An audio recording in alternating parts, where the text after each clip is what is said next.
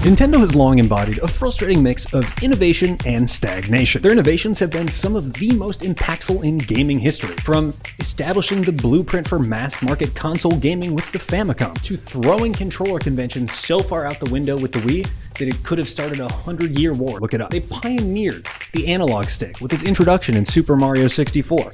Showing us what 3D movement could be, then took that movement to its galaxy-brain conclusion in the mind-warping gravitational traversal of Super Mario Galaxy. But despite Nintendo's formal innovations, their creative domains are ruled with a strange and at times incomprehensible iron fist, with guardrails that are so restrictive as to be nonsensical. Within the larger Super Mario verse, this strange self-bowdlerizing has, for whatever reason, taken greatest root within its RPGs. For prime example, look no further than the latest entry in the Paper Mario franchise, the Origami King, that not only took out traditional battles, a series staple, and, like, the thing that RPGs do, it went even further and instituted such stiff creative guidelines that partner characters couldn't even have names. Even the now beloved Bobby, the breakout character, wasn't actually allowed to be named Bobby. His name had to be Trojan horsed in, with the logic that he had amnesia and he had forgotten his real name, and thus just started calling himself Bobby.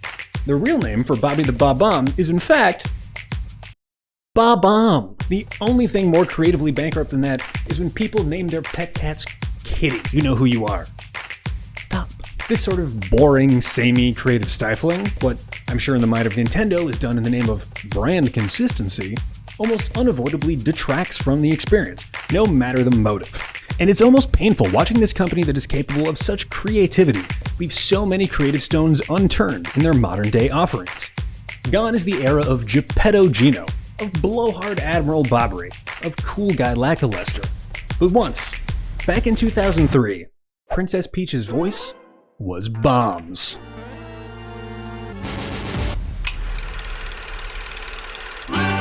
After a 20-year sibling rivalry, Mario and Luigi team up using synchronized super moves in their most ridiculous adventure ever, Mario and Luigi Superstar Saga.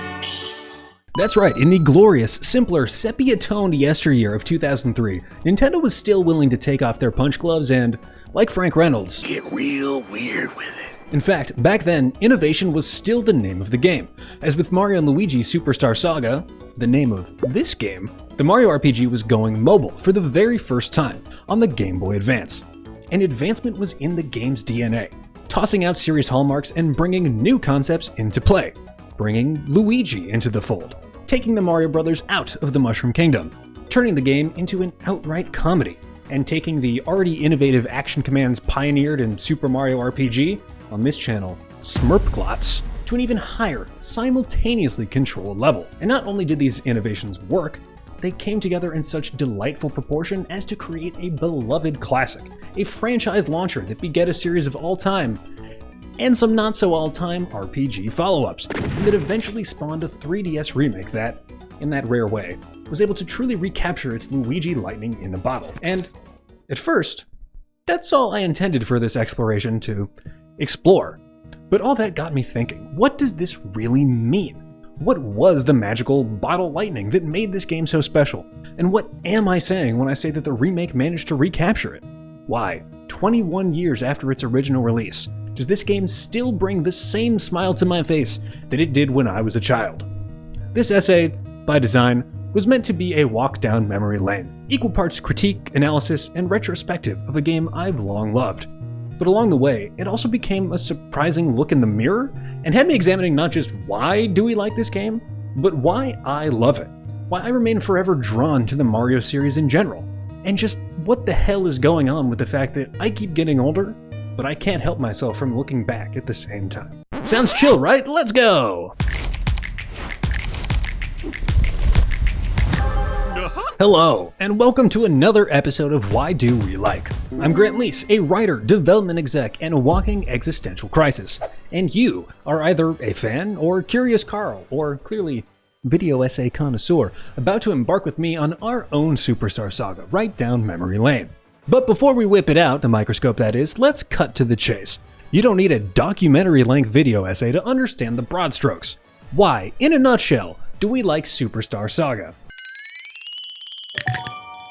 In a nutshell, Mario & Luigi Superstar Saga is a funny, simple, and engaging mix of the foreign and the familiar in near perfect proportion. The new defensive action commands and bros attacks provide variety and constant action within the battles. Those same bros attacks translate to bros moves on the field, providing an ever-expanding toolkit that keeps traversal active, if at times a bit clunky, something that the remake vastly improves on. The humor is pervasive and effective, still in that same Looney Tunes variety that quite charmingly manages to stay goofy while avoiding too many eye rolls. The music is propulsive and on point, and yet another bang-on entry from Super Mario RPG composer Yoko Shimomura. The story? Well, the story makes sense. It's nothing to write home about, but it does the job for an RPG. More on that later. And on a more macro level, this is a game that, though it doesn't necessarily get everything right, it gets next to nothing wrong. It's an engaging pleasure with knowingly superficial charms that makes no attempt to hide what it is. Join us in the BeanBean Kingdom, the game says. Have a laugh. Stick around as long as you'd like. And stick around we do. And stick around I did, not just for my replay of the original game for this video, but barreling directly into the remake. A remake I had not ever played before, and frankly didn't even think would be a part of this essay when I began, and relishing in its upgraded visuals and godsend level quality of life changes. But more on those later. In fact, more on all of this later, because it's time to get out of the nutshell and into the BeanBean Kingdom. Leading into the branding of its original Game Boy platform, Superstar Saga was meant to be an advancement of the Mario RPG formula, a formula that had been pioneered in 1996's goated classic, Super Mario RPG, again, 𝒊𝒕'𝒔-𝒂-𝒓𝒆, and then built upon in the Nintendo 64's creative twist, or should I say fold, Paper Mario. On this channel, Paper Mario. In this on-the-go adventure, Mario is joined by his brother Luigi, now loudly and spookily introduced to the masses as a star player, given his breakout role in the GameCube launch title Luigi's Mansion.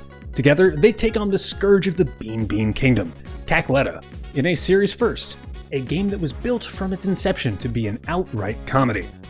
Even more novel, this was the first franchise entry to give the masses what they had been clamoring for, a chance not just to play as Luigi, but to play as him in an RPG format. And this was most certainly the first entry to allow the player to control both Mario and Luigi simultaneously. And that, right there, in 4 simple parts, was the hook. This wasn't just the latest of the beloved Mario RPGs, this was a Mario RPG that was mobile, funny first, Luigified, and contemporaneously controllable. At least, that was the vision. To bring this vision to life, Nintendo needed a developer, and thus the services of the now defunct Alpha Dream were brought to the fore.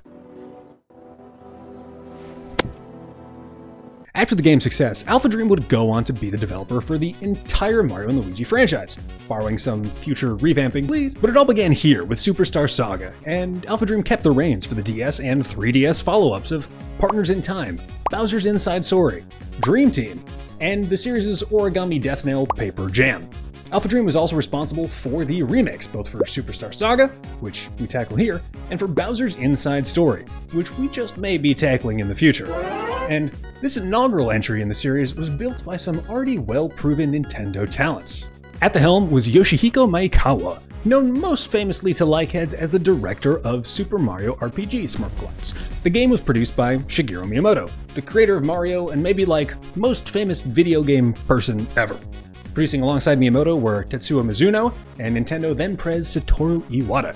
Back to tickle the ivories again after 𝒊𝒕'𝒔-𝒂-𝒓𝒆 was Yoko Shimomura, the same iconic composer who created some of the best aural moments of Super Mario RPG. As we'll see, and as you can probably hear right now, if I have scored this with the soundtrack from the game, she continued to churn out some real bangers, creating yet another jaunty, upbeat score, complete with hummable themes and bumpin' battle tunes. Though there are a few moments that end up sounding pretty rough with the GBA hardware and speakers. Looking at you, Chocola Factory, whatever the fuck. I don't have the name in front of me right now. Oops. Editor Grant. Insert the bad sounds. But on top of the usual who, what, where of the details of development, one of my favorite bits of trivia about the game's creation and launch was what was done to promote it. To tie in with the game's greater comedic emphasis, Nintendo literally held a contest to see who could submit the best knock-knock joke. And to judge it, they hired none other than comedian Kathy Griffin to choose the winner. Pre-controversy, by the way, not my Bowser. After a globe-trotting comedic quest, a winner was chosen. I actually have their entry right here in front of me. Let's see. Knock knock. Who's there? Pencil. Pencil who? Your pencil fall down if you don't wear a belt.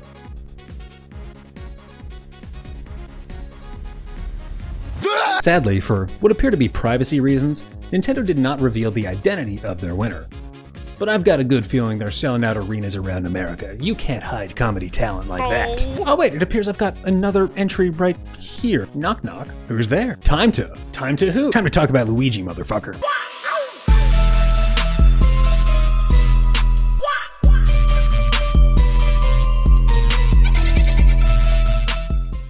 Okay, I didn't quite know where to put this section, so it's going here. Firstly, I fucking love Luigi. How can you not? Look at this man.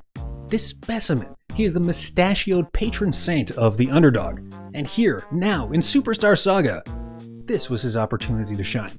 Our first opportunity to play as him, the second fiddle, at the exact same time as his first chair brother. Always placed in sharp relief to that brother, the indefatigable Superman Mario, yes, that is his canonical full name, Luigi remains human. And unlike Mario, Luigi experiences the entire range of emotions between "oh no" and "let's go." Luigi Mario, yes, that is his canonical full name, is a modern man. He feels his feelings. He's not afraid to be afraid. In fact, as Ned Stark tells us, it's only in the presence of fear that one may truly even be brave. Right, Ned? By this metric, is there a member of the Mario universe braver than Fair Luigi? No matter how tough the going gets, he straps on his overalls, one strap at a time, just like you or I, and soldiers forth. Bowed, perhaps, but never broken. When Mario is lost to his haunted home, Luigi throws on the poltergust and soldiers forth. When Mario is put in a shroom-induced coma, as happens in this game's little fungi town, Luigi soldiers forth. His fear, played here for a joke and played well, is but the window dressing for the courage that roils underneath. Luigi is terrified, understandably, but in the presence of such all-consuming fear, what does he do?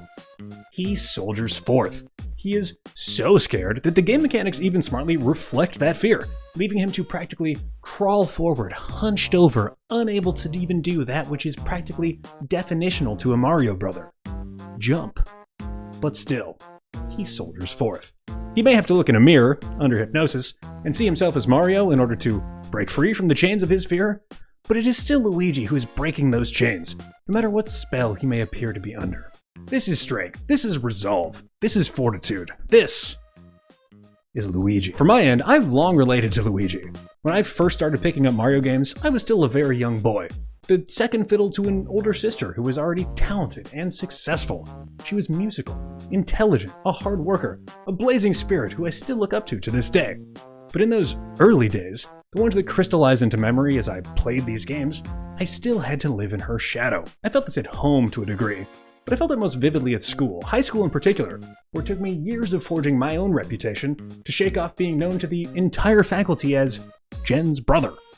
The only way I could have felt more like Luigi was if my sister had been named Mario, but sadly, my mom lost that vote. It's easy to overlook a Luigi. For many years, Nintendo did just that. But in the early 2000s, they began to realize the power, the hidden diamond in the Mario rough that they had on their hands. And with Superstar Saga, the duo was put on as even a footing as they'd yet been. And Nintendo clearly struck gold with the odd couple formula of Mario and Luigi that they put into practice here. Superstar Saga really makes the most out of them both, playing into the characterization that they had developed over decades for Mario, and more recent years for Luigi. Together, not only are they a formidable fighting force, they are impressively comedic for silent protagonists, and in telling the story that occurs in Superstar Saga, their skills, in every sense of the word, are used to the fullest. In a story that begins, as usual, in the Mushroom Kingdom, but blossoms into a unique, freshly hilarious journey all its own.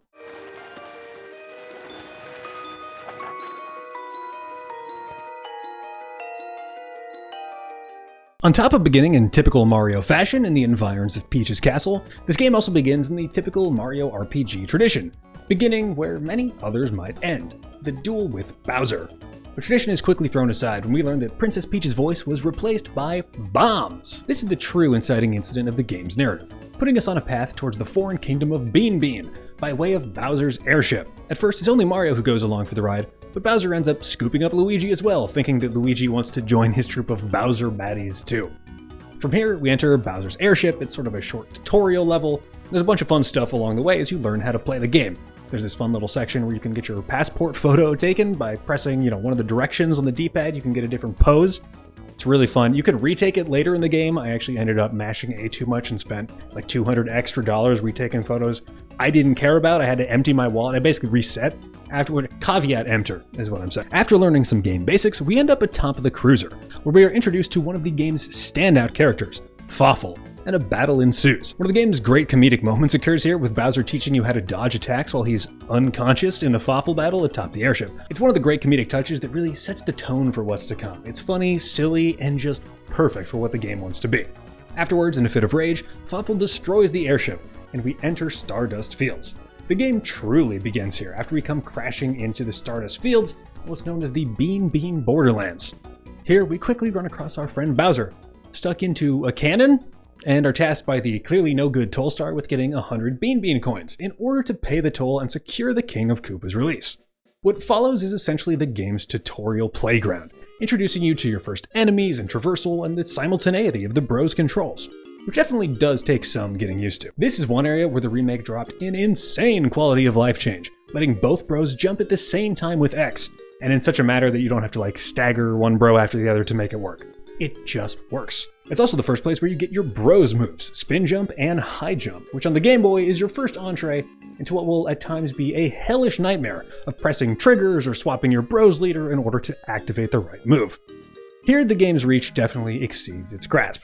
As great as it was to introduce the one button per bro mechanic, the upshot was having a real throw the controller, or I guess in the case of the Game Boy, throw the console itself moments, where you simply could not activate the move that you wanted to do.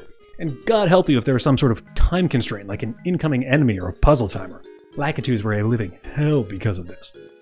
Having said all that, since these issues worsen exponentially with each added move, things aren't too terrible here after only acquiring the first set.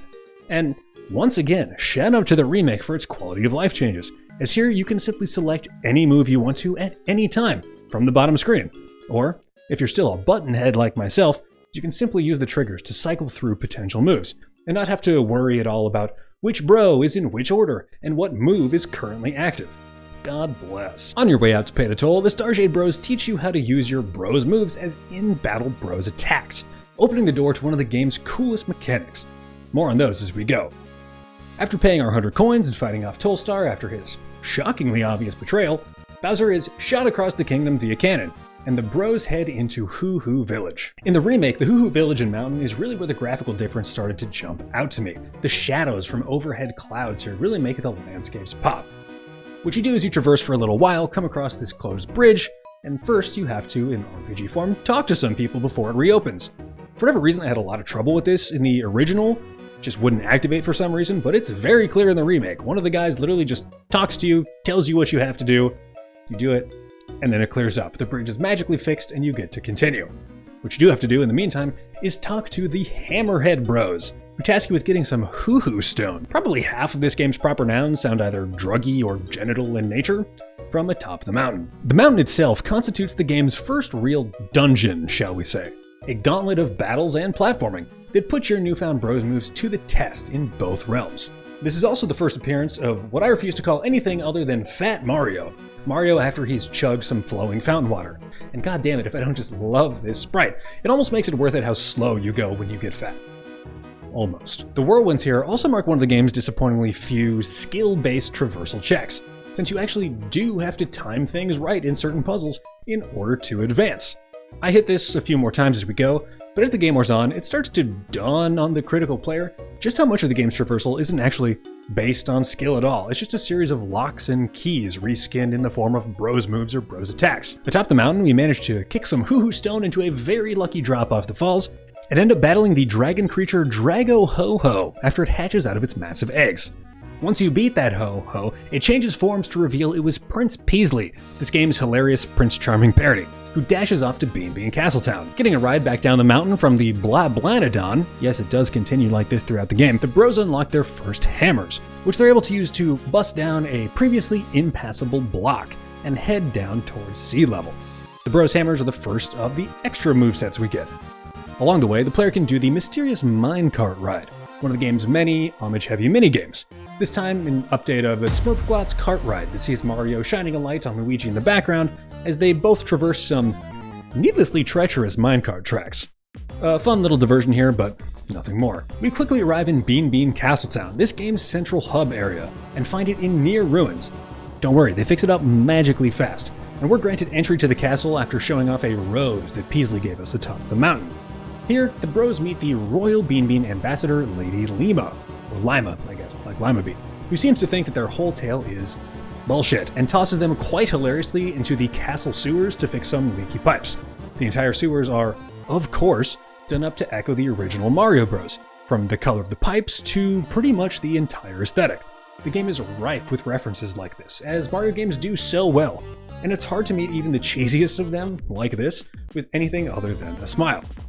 At the end, we managed to release the true Lady Lima from a cell, and learned that the Lima we met was in fact the evil 𝒂𝒂 in disguise. Rushing out, we find 𝒂𝒂 and Fawful absconding with the realm's holy relic, the Bean Star, and have to fight a corrupted, pretty jacked version of Queen Bean in order to proceed. After her defeat, the good Lady Lima sends the bros off to acquire the incredibly rare vintage known as Chocola Reserve, in order to rid the queen of the parasite that made her so jacked, and save her beanie life. The player soon arrives at Château de Chocolat, the game's Looney Tunes version of a classic winery mapped onto a soda manufacturer, and get a nice little surprise after navigating through a visual maze of barrels. This maze seems to me like a fun reference to the notorious and notable 𝒊𝒕'𝒔 puzzle that forces the player to navigate a 3D maze that the game's isometric perspective makes so annoying that it has this hilarious "this is a 3D maze" text that makes it very memorable. After this, the player quickly fights the bandit Popple, and a brand new character of indiscernible origin whose mask clearly hides— yeah, it's Bowser. Bowser with like a blue bandana. Get used to it because Rookie here is sticking around and it is hilarious. After the defeat of Rookie and Popple, the bros are taught their first hammer-centric traversal moves from another set of brothers, this time Cork and Cask. These moves turn a bonk from either bro's hammer into a helpful traversal tool, either shrinking Mario down to half size or turning Luigi into the Mushroom Kingdom version of the Boring Company. Yet another example of the cartoony logic that this game and much of the Mario series follows, and I both love it and they're all the better for it, especially in a game that leans so much harder into the comedy. These moves also unlock the corresponding hammer-centric bros attacks, some of the better ones in the game. And if it hasn't sunk in yet, here's where the player really starts to realize to what extent this everything is comedy conceit is going to pervade the game. And let's be clear, I'm here for it. I think the moment that I still remember most from my first playthrough was this upcoming boss battle, when the cask of Chocola goes from laughing at jokes, I mean very hacky jokes, to gaining sentience, turning the staves of its cask into a shield, and its hoops into this like jagged jawline thing. Not only is it a complete surprise, but it is also just absolutely hilarious and bolsters it all with the really inventive design of this boss, the Chuckolator. I mean, look at this guy. He looks delicious and intimidating. It's like a really scary cow, only made of goop wine.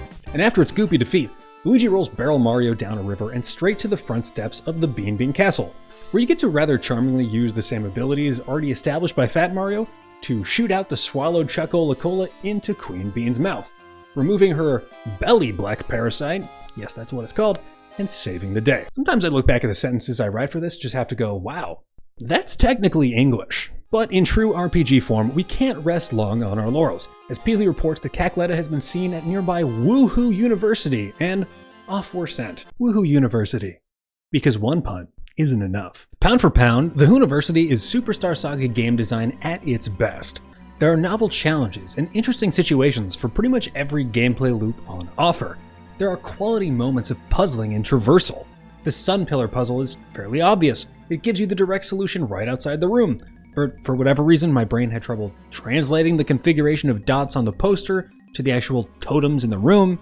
That's probably just me though. But either way, you have to actually use your brain, even if it's only like memory.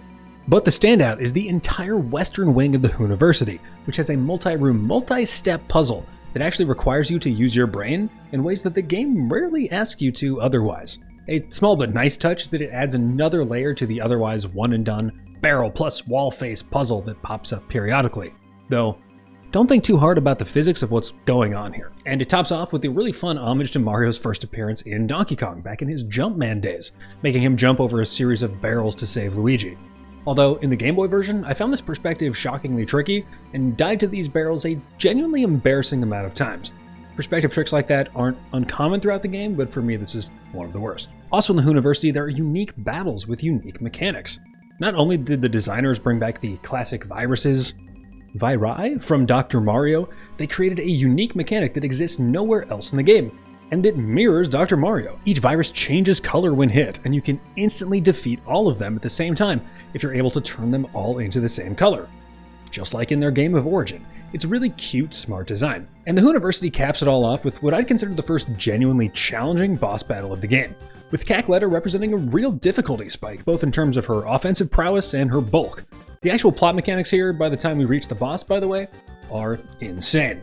At this point, 𝒂-𝒕'𝒔's plan is to awaken the Beanstar using Peach's mellifluously perfect voice, which 𝒂-𝒕'𝒔 has stolen and replaced with bombs, and in the meantime implanted that voice into the series of Peach bots that are now ready to speak in unison and awaken the legendary Beanstar. Yeah, things only get crazier though, as when the Peach bots attempt to speak, they end up making some other bizarro sound that causes the Beanstar to flip out, cause an earthquake, destroy the floor, and crash into the sub-basement below.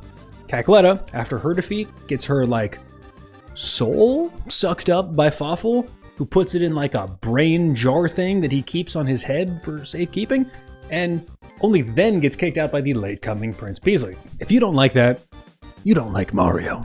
From here, the player goes on to retrieve the star and runs again into Popple and the notorious not Bowser, Rookie, which prompts perhaps my favorite moment in the game, as before doing battle, everyone briefly truces, teams up, and just cautiously moves the Beanstar out of the way. I make the Looney Tunes comparison here pretty frequently, and this is about as perfect of an example of that as you can get. After fighting and defeating our rival duo, a Peach Bot falls down from above, makes another distressing noise, and causes the Beanstar to go crazy again. Unwilling to let the star get away, everyone grabs hold, Mario, Luigi, Popple, and Rookie, and they all go flying into the sky, falling away one by one until there's no one left but Rookie, who in this magical moment remembers his true identity as Bowser, only to then careen off like all the others. Here the Beanstar breaks into 4 pieces and scatters to the 4 winds. And if you're an RPG fan like myself, wow, if you aren't, and you've made it this far, thanks! You know exactly what this means. The critical path has been laid out for us and things are about to open wide up.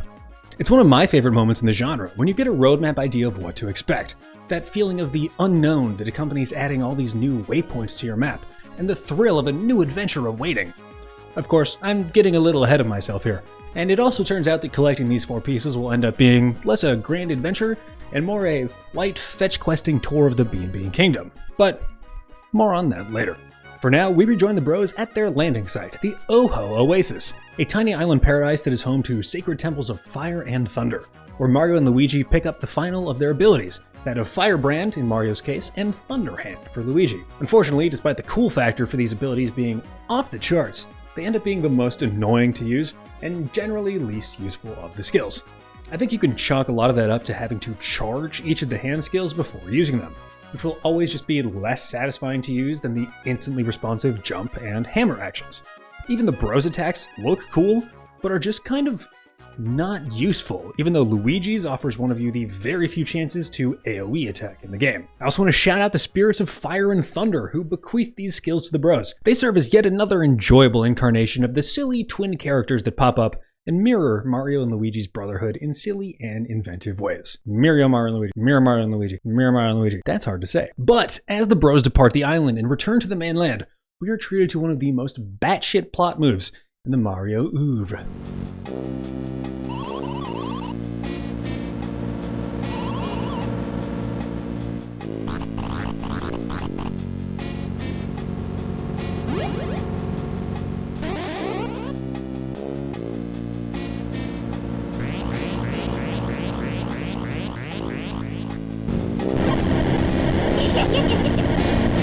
Yeah, they really just did that. Enter 𝒊𝒕'𝒔, our villain for the remainder of the adventure. What is essentially the Yu-Gi-Oh! Polymerization of the OG Bowser and the newcomer 𝒂-𝒕'𝒔. To stay fresh throughout the franchise, though only a certain amount of freshness is possible given his constant reappearances, Bowser has taken many forms over the years, but those typically take the form of hat. But this new form, the genetic abomination of 𝒊𝒐𝒂, is just absurdly hilarious and easily takes the cake as the weirdest of them all. We don't talk about 𝒊𝒐𝒂 in this household. Compartmentalizing all that, we return to the bros and are prompted to visit the BeanBean Airport to greet an arriving Princess Peach. But first, in Mario tradition, we have to do a couple of bullshit chores, clearing out the runway by destroying the various piranha planes that have taken root on the tarmac, leading us to a boss fight against Mom Piranha. Okay, and seriously, why the fuck is Mom Piranha so hard? I lost to her more times than any other battle in the original, and then I got wrecked even more times in the remake, where she served as one of the first big difficulty spikes. I don't know what's so hard about this. I couldn't dodge her moves. I kept dying. There was healing. I don't know, man. On the other side of that bullshit boss, Peach's plane lands, and we're treated to the second most bananas plot twist in the game. Here we learn that Peach's voice was never actually stolen. Peasley had in fact learned of 𝒂-𝒂𝒄 plot ahead of time and warned Princess Peach well enough in advance for her to be replaced with a decoy, revealing that it was the ever-hilarious cameo character Birdo who was playing the role of Peach, and it was her voice that was stolen. Glossing over a lot here, like how they managed to turn this pink, bespotted, lamprey-mouthed Yoshi thing into the spitting image of the princess of all the land, we learn that due to this, the voice that 𝒂-𝒂𝒄 used to awaken the Beanstar with the Peach Bots was Birdo's. That was the error that caused the star to go batshit insane. Short of any large-scale plan following this entire kerfuffle and reveal, Peach resolves to do some of her princessly duties and visit the Mushroom Kingdom expat enclave that is Little Fungi Town. Mario and Luigi, of course, escort her, leading to what is easily, to me, the worst set piece in the game, the Teehee Valley. First of all, we've long known that escort missions are the bane of video games, an idea very much worth banishing. But this was 2003, and I understand, of course. But what makes this even worse is the fact that the game is lying to you. The goal here is to protect Princess Peach from the baddies, most simply by killing them all, and eliminating any negative presence from the area. But even if you have killed every enemy on a particular map, if Peach is off-screen for even a limited amount of time, a few seconds, she will get kidnapped by an enemy that was never actually there and yoinked into a nearby pipe. I don't know whose idea this was, but they should be pounded into a surfboard and ridden into the sunset. This area is capped off with an exceedingly simple boss in the original, whose difficulty is definitely plussed up a bit in the remake. We're starting to get into a real divergence here between the original and that remake, in terms of the challenge level, in particularly of the bosses. The regular battles never got too difficult. And while neither difficulty level is better, given the general level of accessibility these games seem to go for, I did appreciate that the remake, in a post-Dark Souls era, was willing to at least make things a little harder. Do I actually think Dark Souls was responsible for this sort of change? No, not necessarily. But the downstream effects that game had are massive and still not fully understood. Dark Souls is like the Ronald Reagan of video games. After all this, we enter Little Fungi Town, which is pretty bare bones, but also a great vibe, like a little treetop French Riviera for toads. Plus, any sort of fantasy video gamey village that exists in trees will just always be the coolest. They just are. That kind of rule of cool reality bending is exactly what video games were built for. Or fiction in general, really. What's the point of making up a world if you can't do cool shit that would be impossible in reality? I'm not sure where this all started for you people, but for me, I can 100% trace the origin of this particular treetop predilection towards the children's classic Go Dog Go by... not Dr. Seuss? No way. I have spent 30 years thinking this was work of the good doctor. Apparently, it was a gentleman named P.D. Eastman. No shit, P.D. Eastman was drafted by the Army in 1942 and worked for the Signal Force under a man known at the time as Theodore Geisel, but who would go on to much greater fame under his nom de plume, Dr. Seuss. Son of a bitch, I knew it. He went on to be the protege and a colleague of Dr. Seuss, churning out what appears to be dozens of projects for him. I apologize, Mr. Eastman. I was not familiar with your game. Christian, that's Shaq. I owe you an apology. I wasn't really familiar with your game. Oh, and just to put a bow on it, here's the scene from the book. Anyways, we quickly find ourselves shoehorned into playing yet another simple minigame, charmingly hosted by Super Mario RPG alumnus and fan favorite Gino. Sadly, due to rights issues, Gino is gone in the remake. Yet another example of Gino erasure that we simply won't stand for on this channel. Our prize for winning is the very inaccurately named Invincishroom. which Mario eats and pretty much instant transmissions himself onto death's door for so doing, forcing us to soldier off alone as Luigi.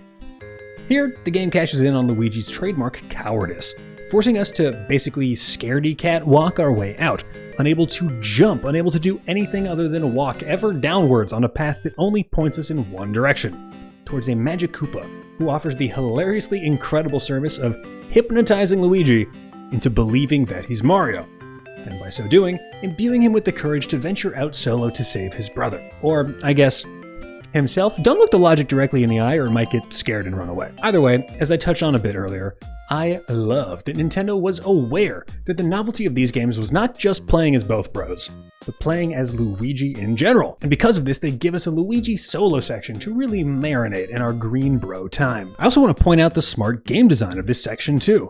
This is the only time that any character's movement gets impaired like this into the hide the eyes crouch walk thing. And by putting us behind the controls of it all, the fear that Luigi is actually feeling here really comes through to the player. His movement is further impaired by taking away his jump, all but funneling us downwards to the one possible remaining hut, the one at the very lowest level, and thus the next point on the critical path. Great little design touch.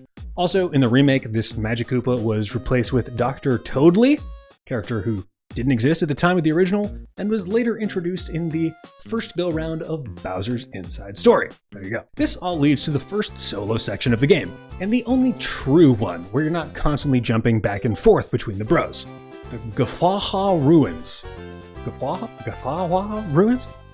I want to highlight the 𝒂𝒂 Ruins for doing a few things right, and maybe one thing just like a little off.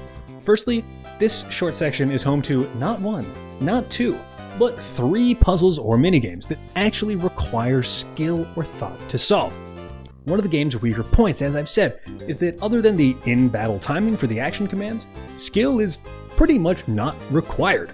The moves that you unlock along the way allow you to access new areas, but are pretty much just fancy keys for fancy locks that are high platforms, distant platforms, lightning orbs, and beyond. It's rare that you really have to stretch your brain or time things to move forward. But here, with Luigi, we get to do that thrice. First with a simple entry minigame, a simple final game versus the Ruins monster dealio, who's really just a nice shy rock who wishes people would stop telling tales about him, and in between the best one, a smart, simple 3-level puzzle, where you have to hit a series of colored buttons to raise and lower platforms, and allow yourself to get to the top. After securing the Krabby Grass, what we were after the whole time, the player returns to Little Fungi Town, only to be hit by lightning and snapped out of his hypnotic Mario hood and back into full Luigi-ness. In quick succession, 𝒊𝒕'𝒔 goes flying by, in the terrifying flesh, with a kidnapped Peach, and Mario is revived. Returning to the castle, we are finally, properly tasked with retrieving the 4 Bean Star pieces, what for some time had been the obvious next step, by 𝒂𝒂, who demands them in return for Peach's safety. Thus begins one of the game's more generally disappointing sequences, mostly because of how misleading it feels to a player who is aware of RPG conventions. What's going on here, as I said when it first started to happen, is a pretty common trope. The moment when we are tasked with collecting all N of the sacred whatsits in order to reunite with the holy flicky flam. The names don't matter. Generally, the following hours spent fetching occur in late game dungeons that are more interesting than early game dungeons and more challenging than those dungeons. Unfortunately, this is not the case here, as these 4 pieces are the result of the following: a fetch within a fetch quest, a minigame, a more expensive minigame, and one actually interesting sequence. Fortunately, and unfortunately, perhaps, the interesting sequence comes first. The game directs us towards the SS 𝒂𝒂, which makes sense because it's by far the most substantial subsection of the Beanstar Hunt. Even though it's simple, it's meaty enough that it should serve as a good template. You kind of wish the further Beanstar Hunt sections were like it. I actually wouldn't be surprised if that was the initial intention with the game here, to have these sections be a little more larger, a little more rounded out, but, bandwidth or cutbacks or budget issues got in the way.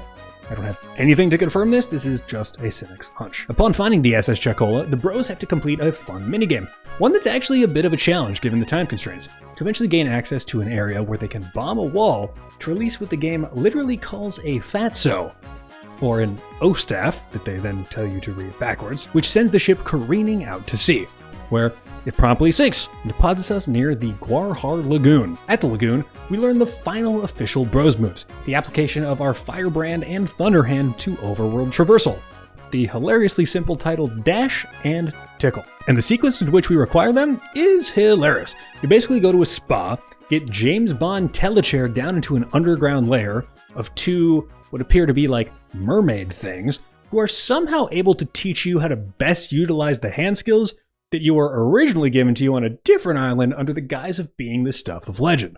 It is nonsensical, but again, in the best ways, one of those silly Saturday morning cartoony moments that will always make me laugh. With all of your bro skills now in hand, and foot, and hammer, if you're playing the original, you are now subject to the most annoyingly complex and mind-bending set of spider-handed combinations to get the bros in the right order, in the right place, with the right set of moves selected. What was annoyance in that version in the original was, however, sheer bliss in the remake, when all I had to do was directly select the move I wanted from the second screen, or to cycle through the list with L and R. Seriously, I felt a little shudder of relief every time I didn't have to select a move the old-fangled way. For the rest of the section, you basically fight a Christmas tree crab after doing a series of skill tests for our new hand skills, Dash and Tickle. Despite some tedious battles in this section, that at least have some interesting enemy mechanics, I actually really like this portion of the game. It's maybe the best utilization yet of your skills in traversing the overworld. The not dungeon overworld, as time getting the puzzles here actually makes things really interesting and something of a challenge. It was probably the most oh god, oh god, oh god moment that I had, especially in the original, as you frantically tried to get the right moves in the right order in full on wait, which button? No mode. The boss here is another relatively simple fight, but with an added mechanic that nicely takes advantage of your newly improved hand moves. When the crab retreats into its massive Douglas fir shell, normally what it would do is heal while it's in here, but you can pop it out right away, and thus deny it that healing round by having Mario use Firebrand on it in any capacity. The tree lights up, and he pops back out. Along the way, in the cutscenes before and after, we actually get some rare Luigi love from this area's main NPCs too, which you know that I'm here for. Don't make me rant again. Boss defeated, BeanBean Piece 1 acquired, classic Game Boy style cutscene viewed. And we're off to do the rest of the BeanBean Piece fetching. Stop trying to make fetch happen. The second piece, you can do them in any order at this point, but I happen across this one second, is literally just a minigame. But so unabashedly a minigame that I don't mind it that much. It's a fun little game and it's so close to the beaten path that it's practically painless to get there anyway. All you have to do is use your new tickle skill to get past a Boo statue. As a side note, who actually put these Boo statues here anyway? How effective could they truly be? Is no one else in this entire kingdom able to walk backwards? Were they built by Zoolander? I'm not an ambi-turner. All you have to do here is time some Luigi hammer shots to have Mario spit spurts of water in such a way that the spurts hit the flying, color and pattern-bearing bob-bombs into a waiting fresh canvas t-shirt on the other side, in order to get the desired result. Seriously, this sounds like such gibberish, but it's true. The game is easy enough, and there's nothing even at stake beyond that. There is absolutely no cost for failure. All you have to do is win. And it doesn't matter if you lose.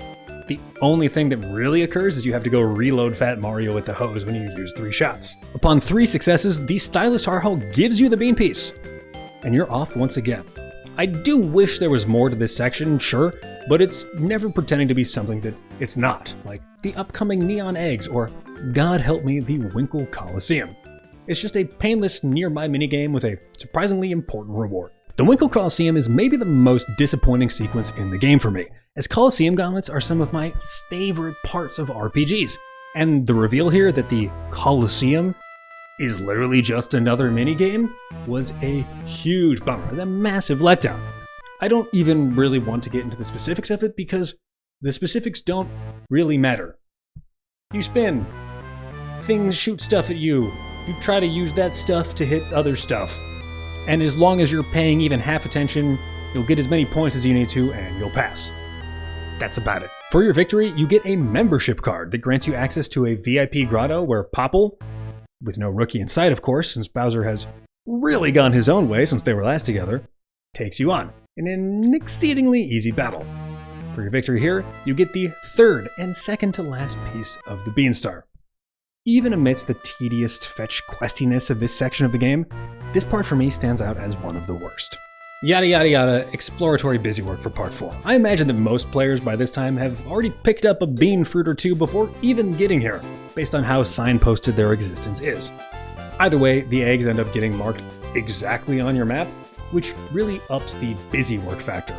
Not that I'd want to go out and search out the many individual bean fruits, but in general, I would have loved a hunt that involved a little more thought from the player. There's a lot of charm here in this sequence. I do love how Bubbles does the Yoshi Island egg targeting to bop his silly little assistant. That's fun, that's a great reference to classic Mario, and just the concept of a Yoshi theater is fun too, even if it's fully unexplored in the game. Next, another 𝒊𝒕'𝒔 missive, which in this case charmingly holograms out of either a Game Boy or a DS, depending on which version you're playing. And it points us to what may seemingly be the last area of the game, Joke's End. But in order to get there, we have to get the Ultra Hammers, which also just feels a little undercooked.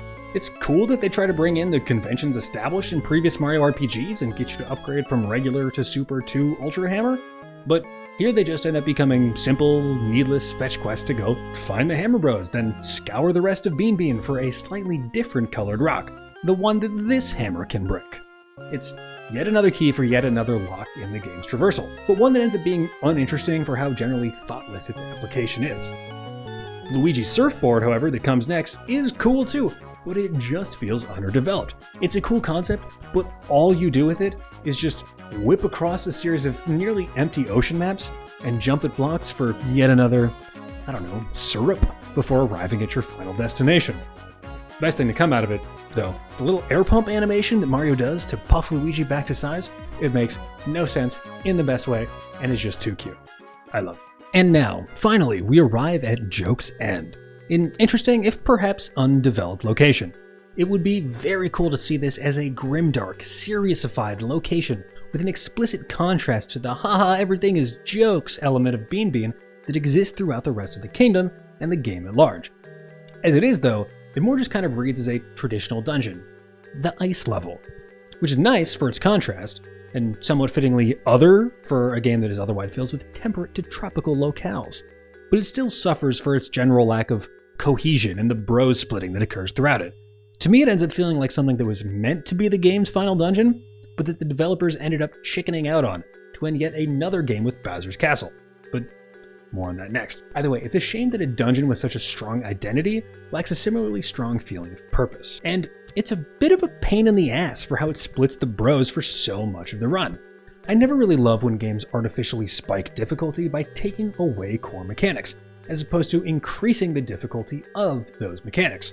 The way that the incentives line up here in this game, splitting the bros doesn't actually create any interesting wrinkles in the battle or traversal experience.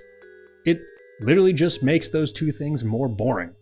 They can do so much less. We can do so much less, since there are no bros synergies, the mechanic that this game was built around. The Gafwaha Ruin section at least tied this into another element of the game, the story, making the mechanics, going solo, feel like a direct result of your actions, of Mario eating the tainted Invincishroom, of his life being at stake. The coolest thing that they do here is to add these new blocks where you have to bounce with one brother to provide lift to the other brother on a platform high above.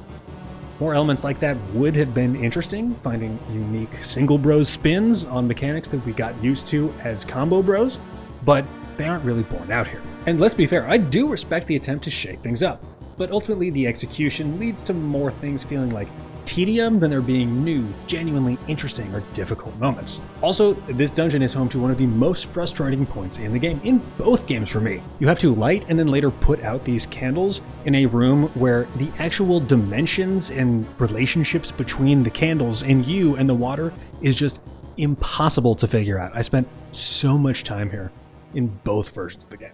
Perhaps lazily, perhaps boldly, this section of the game wraps up with another hilarious fake Peach switcheroo, this time with Luigi, which puts the baddies in real fool me twice, shame on me territory. I mean, you're gonna pull the exact same move 2 times in a row, and it's gonna work. 𝒊𝒕'𝒔, you deserve whatever's coming for you. Maybe you need like a new prescription now that you've got mixed eyes or whatever, but something's gotta give, especially with Luigi. This is something you should see through. The next section in the Koopa Cruiser is a fun little backtrack callback as we go through this ramshackle salvage version of the cruiser we walked through in the beginning. But that's pretty much all it is. We end up walking our way to the end, jumping out, and parachuting to safety in the desert. Again, there's another small sequence where we have to reunite the bros, but to me there's not really too much here. At this point in particular, it felt like they were kind of padding things out since we know the bros are going to end up together and there's nothing really unique done here, even though it is nice to see Popple on his own and not with Rookie. But then again, we already saw that earlier in the Winkle Coliseum area. Anyway, moving on. After this, we return to BeanBean Town to see the town destroyed once again. A second time. This is really something that should only happen to your Cancel Town once. I know we're here to help, but you guys need to get it together. I mean, what's it been? Like a week since we got here and it was already fixed up in the first place? A lot has happened to this town in a couple days. From here, we quickly jaunt up to what is going to be the final level of the game, Bowser's Castle. Bowser's Castle? Really? Again? Have you truly made a Mario game if it doesn't end at Bowser's Castle? Do something like that a handful of times and it's lazy. But if you do it with the obdurate consistency that this franchise does, you transcend that laziness and end up with a series convention. How many Mario games end up at Bowser's Castle? Oh, I wrote this in the script and there's a note here for me to answer it, but I did not do that. Editor Grant, what's the answer? Okay, Bowser? All of which is to say, I love the Bowser's Castles. As such a series staple, it becomes less about the novelty of the location itself, you know where you're going, and more about seeing what sort of specifics the developers brought to this particular iteration of that location. Superstar Saga presents us with a fun, simple, linear gauntlet once we're inside, set very cool vibes at a Sky Castle iteration of Bowser's Keep that brings us face to face with a handful of the Koopalings, another franchise staple at this point, that brings to bear all of the platforming and combat skills that the bros have picked up so far. Truly, I like how much you actually have to think about how to use your bros skills and traversal abilities to get around. It's not like it's incredibly challenging, but it is something you have to think about, and it really makes me wish the rest of the game had this level of puzzling to it. There is one more cool mechanic, the death clocks that get introduced in the Koopaling battles. These prove to be an interesting device that actually get a nice twist on them later, when one enters from off-screen in the final battle to blow you to smithereens. Very Ozymandias of you, BeanBean. Do you seriously think I'd explain my masterstroke to you if there were even the slightest possibility you could affect the outcome? I triggered it 35 minutes ago. And after all this, to bring it home, to land the plane, to top it all off, we have one of the most bullshit difficult final bosses in the entire Mario franchise. Although, to be fair, it's the second stage of the battle that really earned this its rep. The first stage still feels like solid, on-the-money, final boss best practices. But once the bomb has gone off and you've been swallowed and brought to the inside of Bowletta, shit gets real. This version has strong attacks that require quick instincts in your defensive reactions, and this version has so much health to tank the bros attacks you're gonna pound it with. And to beat it, you first have to take out its high health arms and its high health head. In order to even be able to damage its insanely high health heart, the only source of health that actually matters, that you're actually counting down to win. Meanwhile, it's throwing out attacks that range from trivial to absolutely devastating. Its double arm spin roller coaster attack thing was a game over death sentence for me about 70% of the time that it ever got used. But after all this, when you finally do beat it, you've beaten the game. Not quite, there's still one short timed escape sequence where you have plenty of time to make your way out, escape the castle as it's going down, and truly save the day once and for all. With this, Mario and Luigi and Peach return to the Mushroom Kingdom, Bowser gift wrapped and sent back with us. And then we pull out to reveal that the whole thing was made into a movie that was being screened at the Yoshi Theater. The end of me retelling this story. All in all, this is an enjoyable story, but one that just doesn't do that much. It's weak in some ways, but it's always serviceable. And these games know what they're doing. They aren't trying to be about the macro stories. These are about micro moments, hilarious moments, and just having a big setup and a big payoff. In that manner, the game impressively achieves its aims. And it's a fun vibe too, it never really stops feeling like a vacation. Like you're sightseeing in a foreign land. The threats are small. Like, really, what are you actually going to do to Peach, bro? We know nothing's gonna happen. But at the end, all this does go away. And I think it's a credit to the climax because it does feel climactic. Once BeanBean Town has been destroyed again, and we really do have to go to this floating sky castle to take on Bowser and save the day. Tonally, it never feels like it falters too far either. It's Looney Tunes from start to finish. But in terms of the other larger story moves, given how RPGs are, how story-driven many of them are, even if tropey and kind of lame, it's easy to see what could have been too. And at the end of the day, we have to be aware, this was a Game Boy game. If it feels small, that's because it was dealing with incredible constraints. and it's kind of unfair to put it up against other console-based RPGs like Smurfglots or Paper Mario. But still, I really find myself wishing I could play the console-ified version of this, the one that had the resources and the bandwidth to expand even further. Please God, I'm just dying for a reboot of this series. And as fate would have it, after weeks of writing the script, Nintendo, in a series of surveys, have started asking about the Mario and Luigi franchise once again. Is there more to come? Could there be another game in the series? I hope. I mean, Nintendo are notorious blue ballers, but hope does spring eternal for the red and green.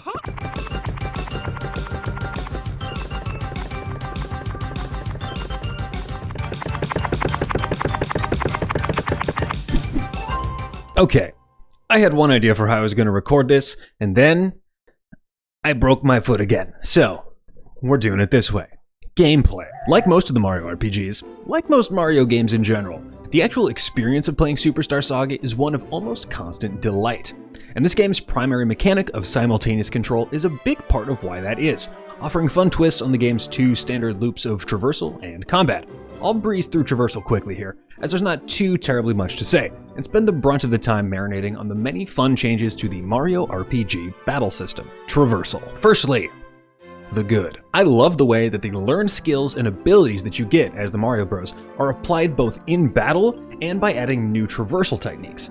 But it's unfortunate how trivial many of them end up being. There's very few instances where you as a player have real aha moments that go along with these new skills. They're basically just a series of keys and locks skinned in red and green. The upshot of adding these moves is also how difficult they can sometimes be to access.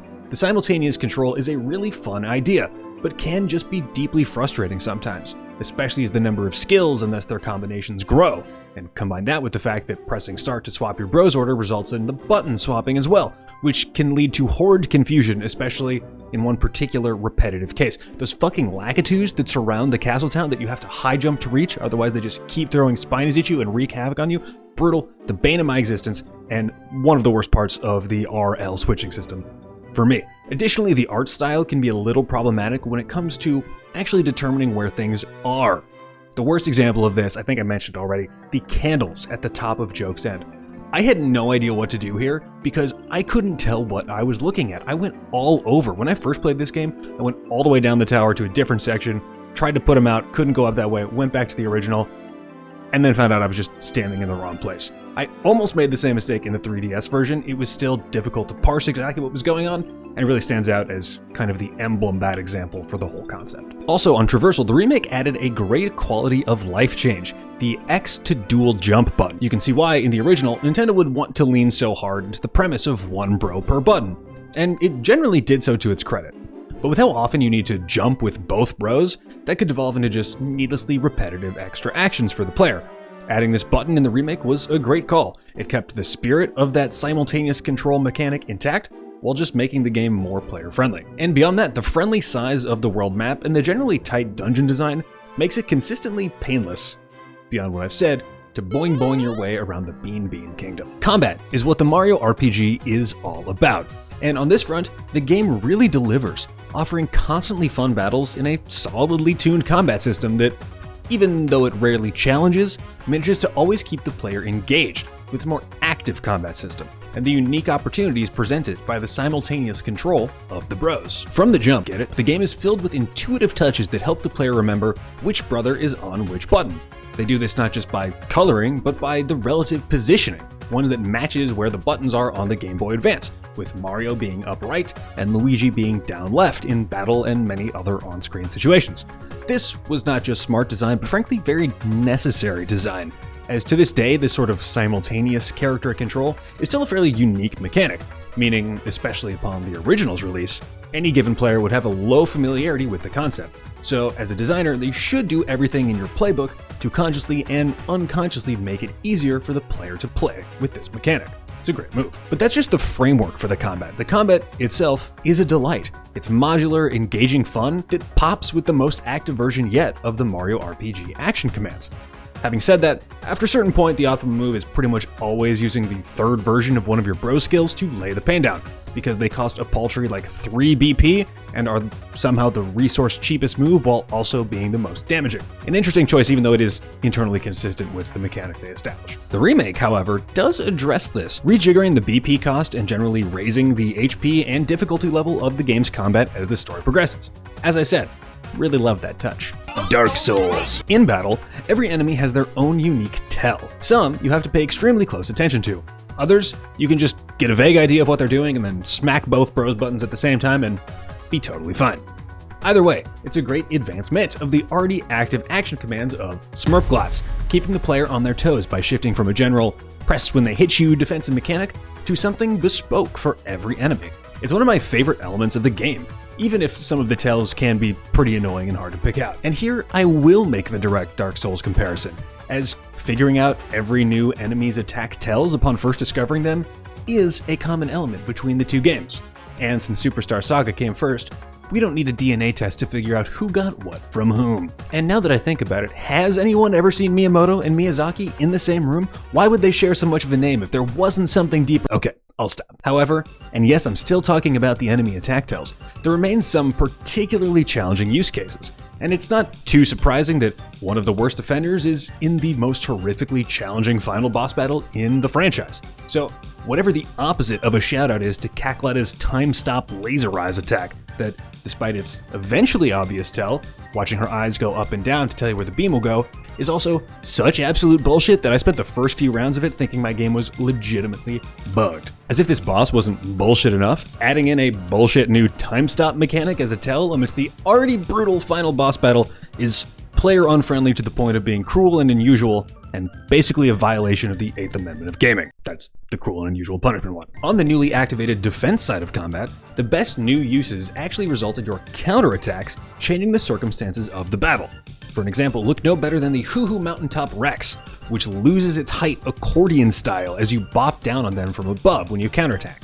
That is the Superstar Saga formula firing on all cylinders. There aren't a ton of instances where the game is able to incorporate this sort of real in-battle effect to that level though, as it requires so many things to line up creatively, but it's always a pleasure when it does. Additionally, to spice up battles, each enemy carries their own vulnerabilities and resistances to each type of move. Jump, hammer, fire, and thunder. Moves can either be regular effective, they can be crits, they can be weak, which means the enemy takes 1 damage, they can miss entirely, like trying to use a hammer on a flying enemy, or they can even heal, like using thunder on a bill blaster, for some reason. Oh, and there's also spiny, which means you can't jump on it, or it will hurt you. The counterattacks in general are a great advancement of the defense-based action commands, making both defense and counterattack a part of this same dynamic system. In addition to the jump, you can also hammer to counterattack enemies. The game, blessedly, chooses the proper response for each instance, so you never have to actually guess on hammer versus jump when you're counterattacking, just the timing of each one. Sadly, the hand moves still get no love here, yet another bummer instance of them being cool as hell, but just not fitting nearly as organically into the Mario RPG formula. There are even status effects that affect your ability to jump and hammer, which is another awesome additive touch. But my favorite touch of all, when one brother goes down in combat, I originally wrote dying, but it's really more of an overwhelmed Victorian faint sort of situation, the other brother goes to assist them, putting that brother on their back, making their counterattacking moves even harder, more difficult to time, whether it's the jump or the hammer.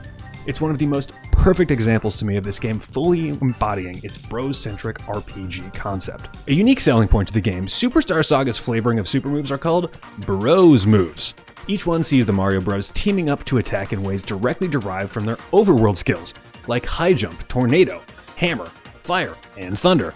It is fantastic design to have these skills affect both overworld traversal and in-battle mechanics. This was something that I was sad to see go away in future games. While they do keep the super move concept, as they should, they turn them into bros items and lean on iconic Mario paraphernalia like fire flowers and Koopa shells to orchestrate the bros combo attacks. These items, at the very least, expand the breadth of what is possible, leading to what in many ways are more interesting attacks, but they still just strike me as such inherent rule of cool downgrades from the bros moves. Like when a Spider-Man has to build his web slingers instead of shooting it straight out of his glutinous spider stigmata. Superstar Saga also spices up its bros moves by giving advance versions of those moves. I will always love the way that Nintendo managed to invoke its quirky hardware styles into its naming conventions, like giving the bros moves the ability to advance their moves on the Game Boy Advance. I mean, it really is charming though. When you do advance, you have to relearn the moves by doing the slow-mo, high BP versions of those moves, and just look at the clues of who turns red and who turns green at what time to figure it out. It's deeply unclear and very hard to figure out what you should be doing differently. I had to look up YouTube videos to actually figure out what the fuck to do, how to actually do these advance attacks. And even then, I just focused on one per bro so that I could figure out what the fuck was going on and be able to step up my game when I needed to. Which is a shame because, as I learned in that YouTube video, some of the game's coolest animations and coolest skills are hidden behind this mechanic. And because of how it's presented, most players will never see it. In fact, my first time playing through this game, I didn't know that's what's happening. I just figured that advance meant like the moves had gotten stronger somehow. It ends up being really poor signposting for a cool idea that ends up being executed in a needlessly confusing manner. And that's Nintendo, baby. This is yet another area where the remake made changes. Some to the core system of bros moves themselves, and some just generally smart quality of life tweaks. Overall, FP costs have been increased in the remake, forcing the player to be a bit more judicious about their bros move choices, and generally raising the difficulty by increasing the barrier of entry on powerful moves. This is something I really enjoyed about the remake, as like I said, the original ends up leaning closer to being trivially easy once you have the FP to spam your powerful bros attacks. Beyond this, the remake provides the player with full information about these bros moves. Now you can watch a demo of the move in action and even practice the move in a no-stakes environment. God bless, it's such a player-friendly move and really removed some needless cognitive overhead when using the bros moves in the original. Beyond that, the advanced version of the moves, now rebranded as Super Moves, a little less charming, but also logical enough since the game is no longer on an advanced console. These moves are treated as their own distinct moves, still unlocked by using the original, but notably with a higher FP cost and can be practiced separately and demoed just like the others. Regardless of whether you're playing the original or the remake, Superstar provides 3 sets of unavoidable bros moves, but a final optional set also exists if the player uses their upgraded hammer in the Hammerhead Bros subterranean home. Here there are 2 paths, one for each level of hammer upgrade, and each one leads to a surly thwomp that will offer you the chance to play a high ante game of chance. Pick the correct of the 3 given thwomps, and you gain access to your secret move. At first, I literally didn't know you could fail these. I thought this was like a game of chance gimmick, but that the game would give it to you every time. Turns out, I just got lucky in my first 3 out of 4. One time, I was a very sad plumber, out 200 coins. For nothing. Overall, I find this to be a weird design choice by the team here. Why go to such lengths to hide cool moves from the player? RPGs have long had the convention of secret moves, and they're cool. But it's a rare day when those moves are just unlocked by chance, let alone chance that you have to shell out hundreds of coins for, and in a context where you don't even know that's what you're getting. Also, they're just really cool moves. I never did them in the original, as I simply couldn't figure them out, or could be arsed to, but in the remake, I spammed the Spin Bros attack like no other, as, for my money, that seemed to be the most powerful single target nuke in the game. And it wasn't particularly FP costly either. This game also includes a mechanism for starting battles with either advantage or disadvantage called First Strike. You get this by jumping or hammering an enemy on the overworld map. There's also the opposite version of this where you get hit in the back and get caught unawares and have to start the battle tripped and on the ground and unable to react in any way, and thus a sitting duck for any first round damage.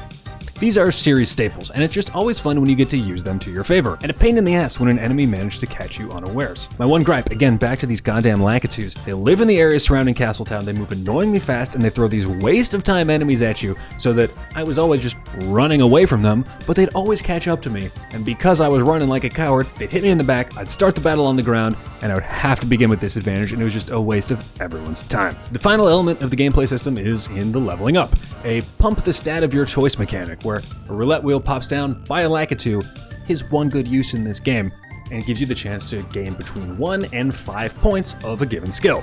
Gamblers beware. The remake actually makes a slight change to this. They remove the element of chance and make it a wheel that stops the moment you click it, meaning you're responsible for all of your shitty +1 upgrades, pal. All in all, the engaging battle system of Superstar Saga is its standout element, perhaps its primary draw, and an impressive third unique turn-based battling system in the Mario RPG verse.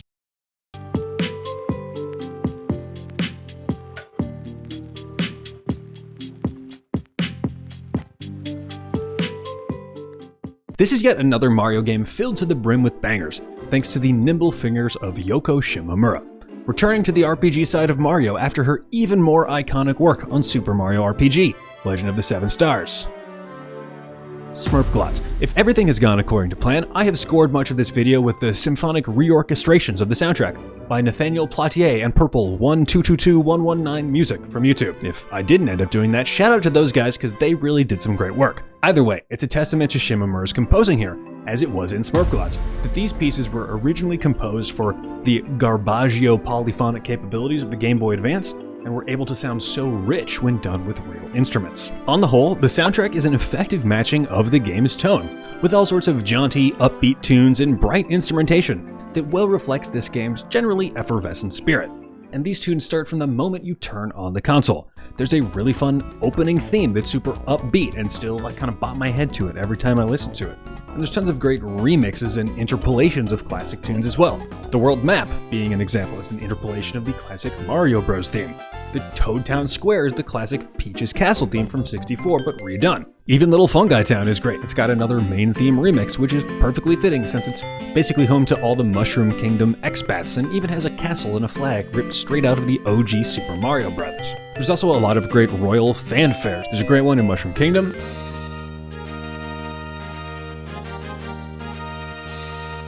There's a great one for Prince Peasley as well.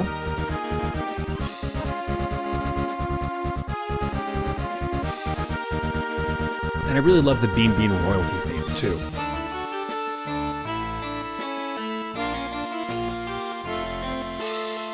The main battle theme, Come On, that's its title by the way, I'm not just goading you, is a total bop as well. Pretty much always had me nodding my head as I was dusting fools across both games. The battle theme's evolution, Come On Again, is even boppier. And it's all topped off all the battle themes with a great fun victory theme.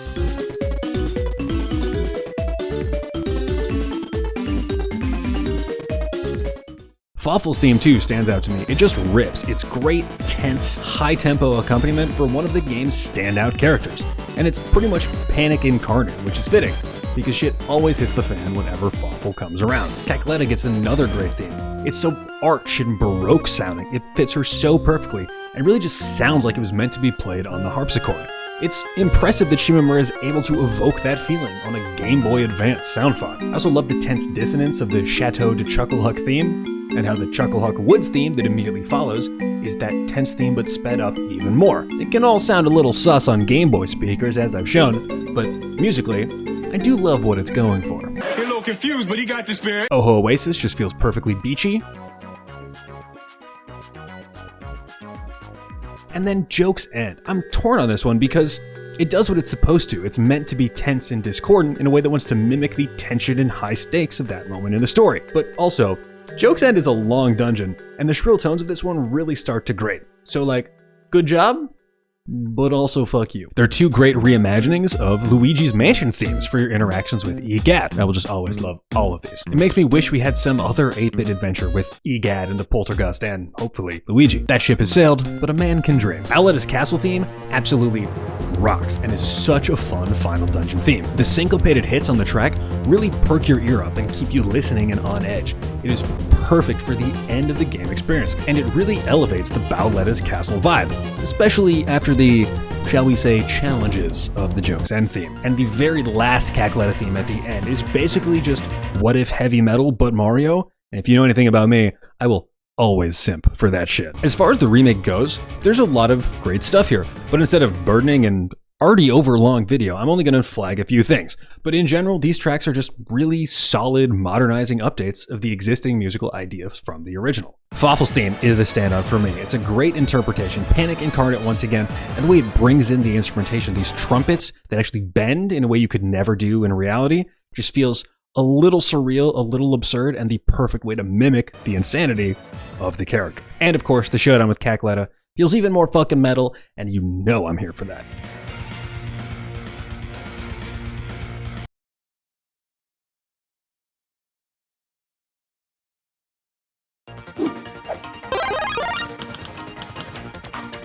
Part of the charm of this game, as with many lovingly crafted Mario games, are the incredible details that fill out the world. So I put aside a little time here to hit these in a piecemeal fashion, from small touches in the animation to a whole bevy of fun Easter egg characters that didn't make the final cut elsewhere. For starters, and I've touched on this throughout, but this game's remake is one of my absolute favorites. I'll talk more shortly about how inherently classic games are tied to our nostalgia, and how that can lead us to viewing these things with rose-colored goggles, something that I'm clearly guilty of. And to my mind, the best remakes are not the ones that are pure one-to-one recreations, though those certainly have their place. They're the ones that are meant to evoke the exact same feelings and experiences as the original. What I'm trying to say is, the Superstar Saga remake looks, in reality, the way that the original Superstar Saga feels in my head. That is, of course, a deeply subjective statement, but however you may feel about this particular recreation, I posit that any recreation who manages to pull that off has aced its assignment in the best possible way. Man, I read recreation as recreation like 400 times as I was recording this. But seriously, I think it's a widely experienced phenomenon, revisiting an old, beloved thing, no matter the thing, only to find out that it actually looks much shittier than it did in your memory. But Alpha Dream, being a lucky remaker that had also made the original, was clearly still cognizant of what made that original so great. Not just what it did achieve, but what it was trying to achieve with all of its many parts. And by being able to keep that through line, the changes and updates feel spot on. There's a new graphical style here, sure, it wasn't the pixel art of the original, but to me it captures that same upbeat, expressive feel, but in a modern way. There's a second, more fanciful jump now that follows a successfully timed jump in combat. That was not part of the original either, but it feels like exactly what the original would have done, in a world that wasn't limited by Game Boy software or constraints of the time. And the quality of life changes got rid of small stumbling blocks that, even though they were a part of the original game, were never aligned with the spirit of that game. That right there is exactly what I want with my remakes, and that's what this game delivers. I love the exchange rate jokes that we get a couple times about BeanBean versus the Mushroom Kingdom. They're so silly and dumb, but they always crack me up. There's one at the very beginning and one near the very end where you're given like 999 billion coins, and it turns out to just be 99 BeanBean coins. Which also, for a kingdom as thriving as BeanBean is, that inflation rate seems kind of insane. Is this like the Zimbabwe of the Mario world? And if that were the case, wouldn't that mean it should actually cost like trillions of dollars for a BeanBean nut? Like a super, I don't know. Something's off here and I smell a money-making opportunity. That's what I'm trying to say. Also, and I just have to ask, was the BeanBean Kingdom chosen because farts? Like beans are the magical fruit? I don't really have anything more to say about that, but this question haunted me throughout the writing. And how can you not love Fawful? I mean, the way he talks alone has become a meme, even though it has that kind of holds up spork weird quirkiness factor to it. But I feel like he predated a lot of that. And also impressively, for being so impactful, he doesn't have that much screen time. I actually think that's kind of related. He's able to be so high impact and so big and so memorable because of it, because we don't have to live with him too much. It doesn't end up being too much because he's meted out judiciously. And also, who at some point in their life hasn't had Fury? I stand for Fawful. Apparently you could also abuse the hell out of the mush badge in the original version of this game. I never played this way, I just found about it when looking up, but there's a badge called the mush badge which powers the bros up based on how many mushrooms they have in their inventory. A cool idea, but apparently was incredibly abusable in the original. Also, I'm realizing now that I didn't say a word about the equipment or badges that you get throughout the game. Those are cool too, they really spice up combat. This thing's long enough, we don't need to go there. The animations in this game just drip charm and personality. Even the way that Mario and Luigi move their hips has such life, it feels so impressive for the Game Boy Advance, and it's similarly well rendered in the update on the 3DS. It's just so fun seeing everything about the way that these characters react and behave, like when one brother goes down and the other has to hoist them on their back to save them. It's just such a treat to watch. It starts from the oh no when they see the other one go down to the weightier animations of the jumps and hammers. You can actually see and feel the effect of them having to carry their other brother with them. Other cool character stuff that I found, the Bubbles character, the guy who's telling bad jokes to the Chocola Reserve, has his speech patterns based on comedian Jerry Lewis, with his French background apparently being a reference to Lewis's popularity in France? I'll be honest, I read this on the Mario Wiki, and it's totally unsourced there, and frankly, sounds a bit like BS to me. But I respect the boldness of simply writing it in there, and I kind of want it to be true, so I included it here. There's also a bunch of really cool translation notes about the differences between the language, because, as we've said, this is a game based around humor. Humor is hard to translate from cultural context to cultural context, and is often so language dependent because of it. So, I combed through the wiki and found a couple of cool standout translation differences that I thought might be worth presenting. For example, our friend Bubbles, Mr. Jerry Lee Lewis. In Japan, his name is Bakara, derived from Bacchus, the god, and possibly the Japanese onomatopoeia karakara for louder laughter. Also, yeah, blanket apology for how much I'm gonna butcher these, obviously. In French, his name is Barumcar, an anagram of carambar, how would I say that? Which is a French candy that comes with little jokes written inside. I love that. In German, his name is In Vino Veritas, a no-effort pun on the Latin phrase in vino veritas. In Spanish, Bubbles is Riseñor. These accents are so bad. It's a portmanteau of risa, which is to laugh, and señor, which is Mr., obviously. Also apparently a pun on ruiseñor, which is mockingbird. Some other great standouts from the wiki. Queen Bean's Korean name, Meju Yawang. I'm so sorry. Meju is a fermented soybean lump used to make soybean paste in Korea, and also refers to a person, I guess, with an ugly face. And the other word here just means queen, so Queen fermented soybean lump. That feels more like a DEFCON level insult than the name of royalty, but more power to you. The Blablanodon in German is the Flugosaurus, which just means flight dinosaur, but that's the best word I've ever heard. Flugosaurus. The Ho-Ho stone, also in German, was Grahahanet, like granite plus haha. That's maybe my favorite one. Prince Peasley in most of the languages is also just Prince Bean. It's interesting that in English we have the aristocratic easily suffix that they decided to go with. And lastly, we have the entire Starbeans Cafe, what was meant to be a super interesting cameo fest that was already even more interesting in the original version. And a bunch of this cut content still survives online as sprites and as details you can find. And honestly, my whole impetus for this section was figuring out how deep this rabbit hole went and wanting to include it, but not having an organic place to put it elsewhere. So, here we go. Firstly, already hit this a little bit, the music during this section is a rearrangement of Mario's Pad from 𝒬𝒂𝒂𝒚𝒐𝒖 and a remix of 𝒂𝒐𝒂𝒂𝒓's theme, which plays during your conversation with him. Awesome. Okay, number one, the first of the Starbeans items is the Greed Wallet, which doubles the coins you get in battle. And this was originally meant to be called Wario's Gold and left for the bros by Wario. The second item, the Bonus Ring, which gives you double experience in a battle if no damage is taken, was originally meant to be the Gold Ring and was to be given by Fox McCloud, as it's based on the gold supply rings from the Star Fox series. The third special item, called the Excite Spring, which allows a player to float jump on defense, actually one of only two with the original name intact. The name was originally supposed to be given, and it was unsurprisingly to be given to you by an Excite Bike racer. The fourth item, called Great Force, was originally a Triforce, but Link got replaced by 𝒂𝒐, and thus the item got renamed and gives you double damage given and taken. RIP, would have loved Link here. The fifth item, the Power Grip, was originally designed to be an energy tank from the Metroid series and to be given to you by Samus Aran. What that one does, you can never drop your hammer when you're holding it back in the defense position. The second to last item, our sixth here, is the Cobalt Necktie, which gives you double stash points. But this was originally meant to be called the UV Lamp and given to you by Olimar from the Pikmin series. And the seventh and final one, this one persisted as was. This was the Game Boy Horror SP, which always drops rare items when battling foes. This one was actually meant to be 𝒂𝒐 from the jump. I couldn't really find why they stuck with 𝒂𝒐 and gave him the role for every single one. Maybe he translated the most to the main franchise and would have made more sense to stick around as opposed to like Wario showing up and being at the coffee shop every time, but that's how it netted out.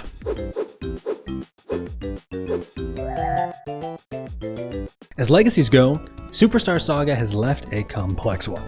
It was a highly reviewed game that launched a now dead series that would nonetheless go on to live for many, many years, producing some games that approached but didn't clear its heights, like Partners in Time, some that arguably even surpassed them, like Bowser's Inside Story and its remake, others that began to wobble, like Dream Team, and a final entry in Paper Jam that seemed to have truly lost the plot, portending the fall of the developer and the series as a whole.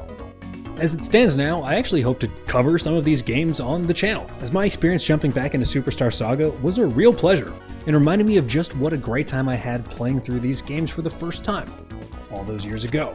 Speaking for myself, I fell off with the series around Dream Team, as despite going in with an almost childlike naivete of expectations, I simply could not stomach the insane level of explaining and over-explaining and re-explaining that the game just cudgels you with from the beginning. This was around a time in my life when my general interest in video games started to wane. Actually, calling it interest is disingenuous. as it was really more of a willingness, because I spent a too long portion of my 20s on the idea that any time spent not being productive is wasteful. A bullshit thought process that basically led to a mental breakdown of mine in 2022, but that's a conversation for a different time. All of which is a preamble to say, I actually remember the sinking dread I felt as I slowly realized that the clunk of this franchise had reached a level that I just couldn't stomach anymore. And that was a deeply depressing realization for me. For a franchise I had simply loved since my first exposure in Partners in Time, to be so put off by its crusty cruftiness felt tantamount to having a part of the child within me die. What started with Smirkblots blossomed with Super Mario 64, and with Mario and Luigi, I was able to take it along for the ride wherever I went. From there on, the series was a real adventure, complete with high highs and low lows. And though these games and their greatness will always exist in their original form for us to dive back into whenever whim or will dictates, I still wish the ride went on just a little bit longer.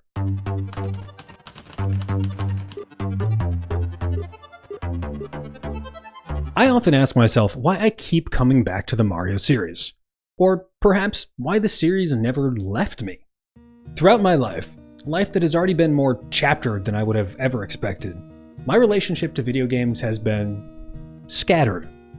As a kid, they were my first love, and I did not spare a thought about my relationship with them. As a teen, they were what connected me to some of my closest friends, what brought us together. But I was also aware of the sort of uncool connotation that carried, especially in the early 2000s. When I went into college, I put them aside completely, prioritizing working hard and achieving, thinking that I was growing up and leaving a childish thing for the children. But throughout all this, I never stopped feeling a pull towards the medium, towards it all, the escapism, the excitement, the simple joys. In my senior year of college, I bought a Wii U, finally allowing games back into my life a little bit, and I can still remember vividly the palpable joy that they brought to this budding, already beleaguered workaholic. My first game was, of course, Mario. Since then, games have slowly crept their way back into my life, to a point where now, in my early 30s, I've thrown away any presumptions of childishness or wastefulness or whatever other derogatory labels get thrown at what, at the end of the day, is a hobby in industry and in art like any other. But why Mario? Because to me, Mario is nostalgia. A special kind of nostalgia, in fact. Because unlike any other media, a classic film, or a beloved song, I played it. I didn't simply watch it, I didn't simply listen to it. I was there, I lived it, I was in the thick of it, making it happen in a way that is totally unique within media. This is true of all media, of course, but games live in an even rarer air, since games are something that we actively experience, take part in, exert our will over in designed ways to achieve desired outcomes. Those outcomes may be the same, sure, but unlike in any other media, our journeys to get there are their own. So it is with life, too, I suppose. We all hit the hallmarks: birthdays, graduations, relationships, children. But no two ways through it all are ever truly the same. One formulation of a traumatic event, go with me here, is that of an experience that, when we recall it, our mind and our body react as if it was happening to us, actively, in the present. A recollection of it isn't looking at a memory. It's a re-inhabiting of the experience, a reliving of it. Mario, then, to me, maybe video games in general, but especially the ones that touch us, is the exact flip side of that. I revisit Mario to rekindle a simpler, happier time in my life. It is as close as I can ever come to time travel, jumping back in that timeline from adult to college student to teen, and finally to child, experiencing the unvarnished joy of these games, of these times, when a game like this could fill me up from top to bottom in my entirety. There were not the stressors of ego, of income, of likers and subscribers and bosses and underlings and deadlines and meal prep and neoliberal capitalistic exploitation. I said meal prep, but I'm keeping that. I have a very complex relationship with my memories, with nostalgia in general, as I had a pretty tumultuous childhood. It's difficult for me to think back to ostensibly positive memories without feeling a little bit of melancholy or tragedy seep in on either side of it. But when I think of my first time playing Mario and Luigi, I started with the sequel, Partners in Time, which I may well cover soon. I don't have that. I can remember that I got the game in a challenging time, fresh off my parents' divorce, with next to no friends, in the middle of being dragged to weekly Catholic masses that were, quite simply, not my vibe. But unlike anything else I can think of in those times, my memories of that game remain pristine and pure and uniquely delightful. That's why I return, because somehow, magically, beautifully, these games that evoke that nostalgia remain forever the same. In some ways, by retaining that purity as it gets harder for anything to remain unsullied, they actually only get better. In fact, that's what's interesting about it. The media doesn't change, but our relationship to it does.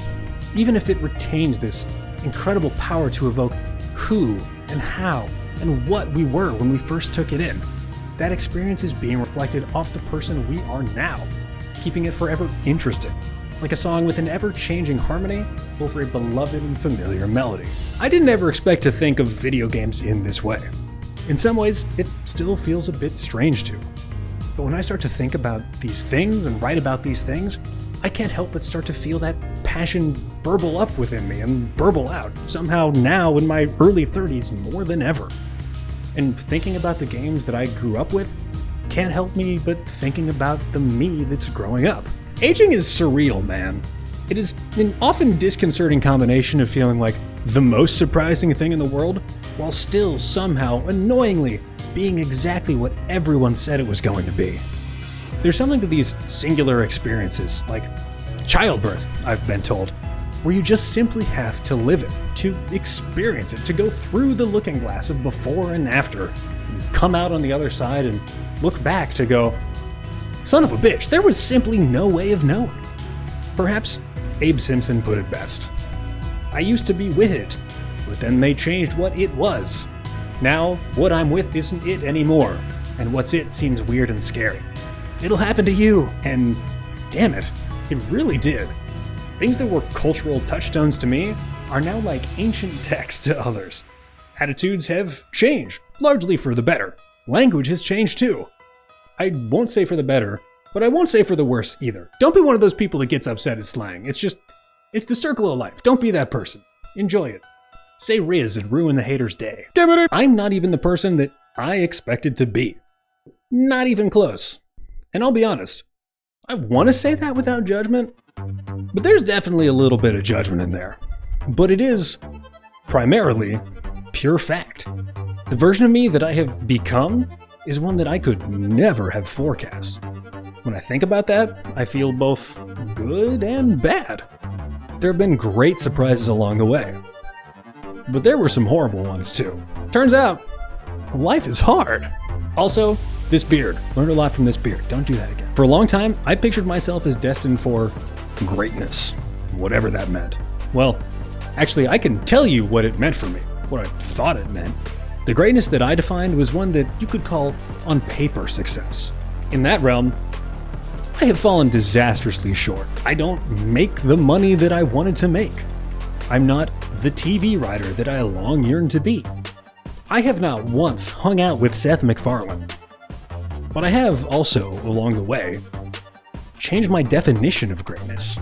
Not that I still don't want to do those things. I do, in one way or another. But I've also lived long enough to know what it takes to achieve those things. Well, 2 out of the 3 of those things. Answer my DMs, Seth. For one, I've seen how much simple, pure luck is involved in all of it. I have, more pressingly, seen what sacrifices they require. And for a time, I happily sacrificed. But it was a loser's game. I was lighting myself on fire to keep some vague, blurry image of future success warm. All that's changed. I'm almost 2 years sober. I'm in love with, and live with, a woman who is so unbelievably incredible that, in that same looking glass way, I wouldn't have even believed it existed beforehand.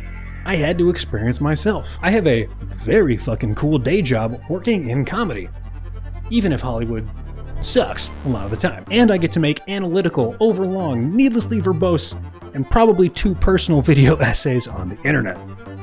And if I didn't expect to end up here, I really have no claim on a good guess on how the future's gonna go either. But I can tell you a few things for sure. One is that I'm gonna keep getting older, no matter what. And I have a feeling that it's only gonna get weirder from here.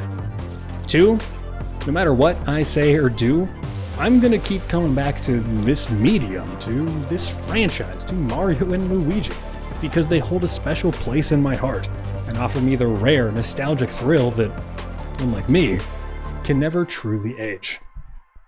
And 3, to never, ever take financial advice from Blox News. That made so much more sense once upon a time when I had this whole thing about Blox News like Fox News that I ended up cutting because it totally didn't work, but definitely shouldn't have baked in as the final beat of my 100-minute long video. Anyway, thanks for watching. This feels like maybe the best thing I've ever done. Love you so much. Like, subscribe. Bye.